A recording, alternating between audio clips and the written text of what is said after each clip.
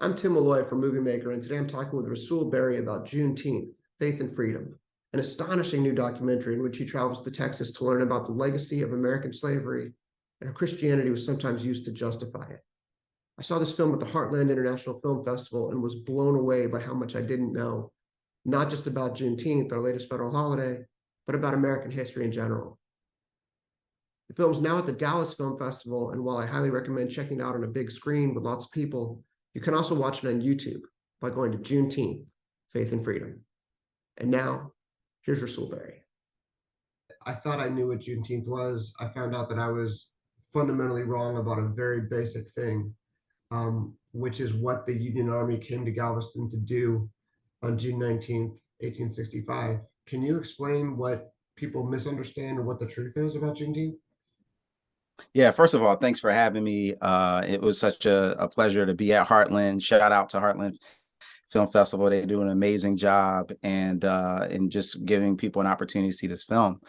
And in particular, Juneteenth is, I think, such a timely film to see because not only did it just become a national holiday, really just last year, right? In terms of like, when it was signed, even though it was celebrated in Texas and in regional places before that.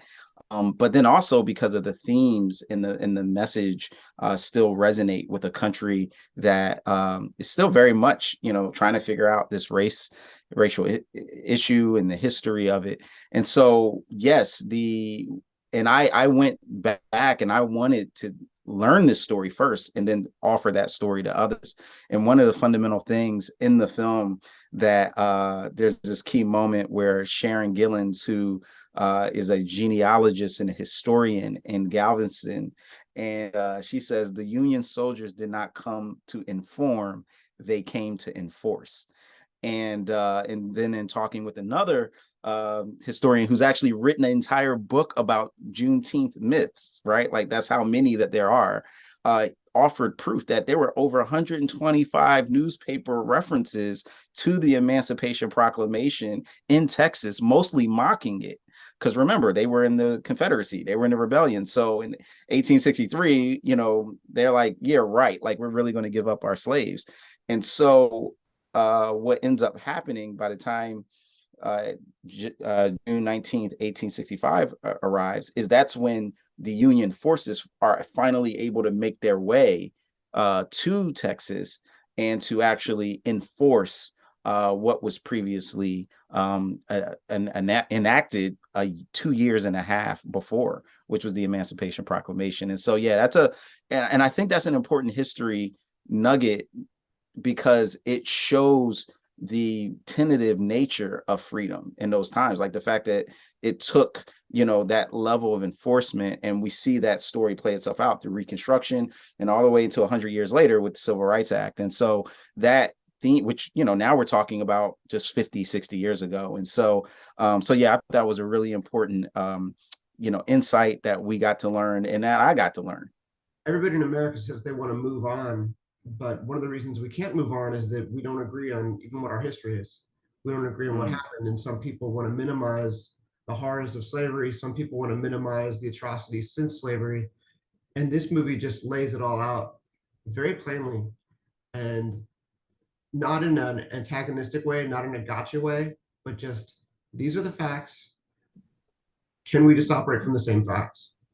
History is fraught because oftentimes people can kind of want to see in the past a reflection of the good and not the bad, right? So even if we go into our own genealogies, right, we want to see the heroes, not somebody who was a villain, so to speak.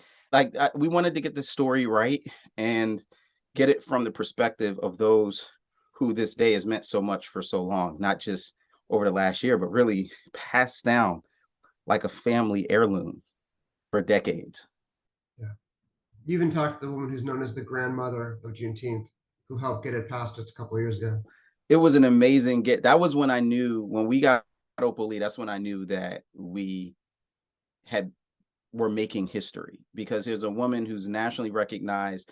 When the day, the White House flew her up to DC to be part of the signing, President Biden, said, we recognize you have been, the person that's helped bring this to national attention. To get her to be a part of the film, and to tell her story just means so much. I mean, she was 89 years old when she started campaigning around the country, doing walks and marches and speeches, and now she's 96. And to see what that meant to her, to see that work come to fruition was really powerful. And but then also it was really powerful to realize that her first earliest Juneteenth memory was not a celebration. It was actually, like a aspect of mob violence that she had encountered as a child. How did you first decide to make this film? Because you put this together quickly. I mean, you started shooting in, I believe, March, and you were done by June of 2022. Yes, the last week in March. In fact, we start the last day of shooting was April 2nd, and we put it out in June. So, and really, it was a reflection of a real commitment, a real sense of calling that we had to help people know the story, understand the story, and understand why this was something for us all to celebrate as Americans and really as citizens of the world, not just Black people, not just people from Texas. And so there was really a real commitment that we all had. And when I say we, I don't just mean me. Fortunately, the media team of our Daily Bread media and ministries put this together. So shout out to them for kind of green lighting the project and being behind the production. And so yeah, we all had this real commitment to help the nation be able to understand this and really create a new tradition. When there's a holiday, right, we don't know what the traditions are going to be nationally. Like Thanksgiving, you bring out the turkey, or Christmas, a tree, or fireworks for 4th of July. We don't know what Juneteenth is going to hold for us as a nation, and we're like, man, we want to offer you some things to help you understand how to commemorate this day. And you have a very Christian approach Mhm. to the fight for freedom and the fight for equality. And sometimes people hear Christian and they immediately turn off because they think it means judgmental or something else. But something that this movie really gets into is that the Black church that rises out of this is not a tool of oppression. Obviously, it's not a tool of the status quo. It's a tool of resistance and hope. Can you talk about just sort of reforming the Christian church from this perspective?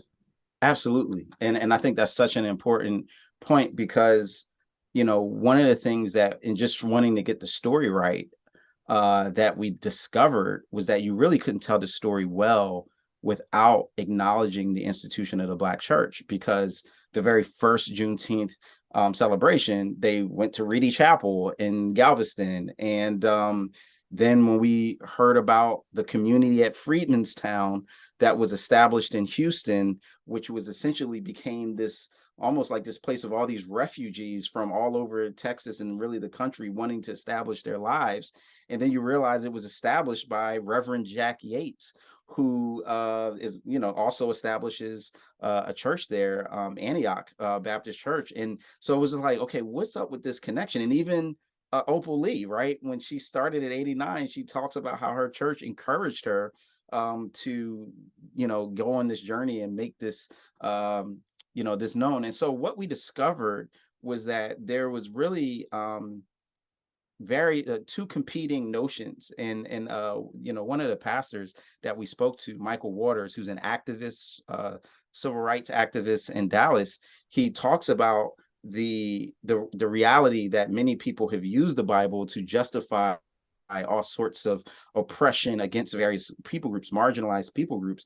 But that is why it's important to understand what the Bible is actually saying, and that that distortion is actually not the full meaning. And in fact, what we see in the story of the emergence of the Black church and the civil rights struggle, there's no coincidence that you have Reverend Martin Luther King Jr., a pastor who's leading this charge, is that they're very much, they saw a different story. And the story that they saw was that this sense of liberation, this sense of freedom was very core and essential to idea of Christian expression, and not just for Christians, but for all people. That was, the idea behind what motivated and inspired their faith. And so we thought it was just important to tell that story. We think that especially, nowadays you still see the same thing, and people using or misusing, faith or religious language to be a source of oppression for marginalized people. And we want to show,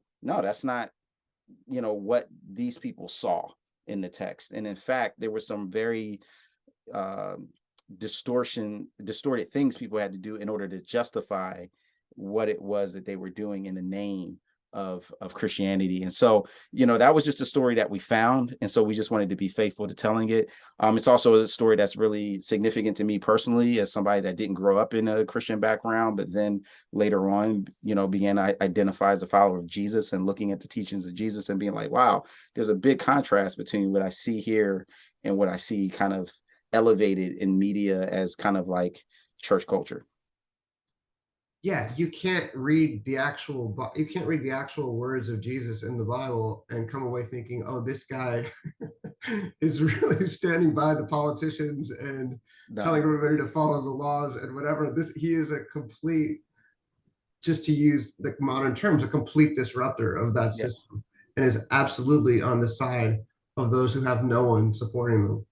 And it reminded me of the way that civil rights leaders would basically ask white Americans to uphold the principles of the Constitution that they wrote.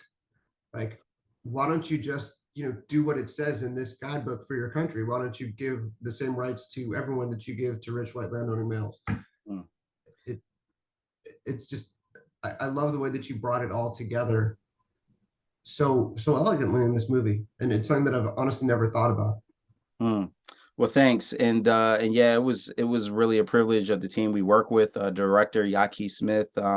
He's a film professor at the University of Texas, Austin, and an independent filmmaker himself, who really and you really get to see his fingerprints, because it's this combination where he's a narrative filmmaker doing a documentary, and so he adds all of these rich components that you're not used to seeing, right? So we start with the poet on the shores of Galveston with this very artistic expression, and we use a lot of music, and even did a soundtrack because we were getting so much music for the film, that we ended up using. And so, his his commitment to it, and as a native Texan himself who grew up celebrating Juneteenth, this was like a labor of love for him.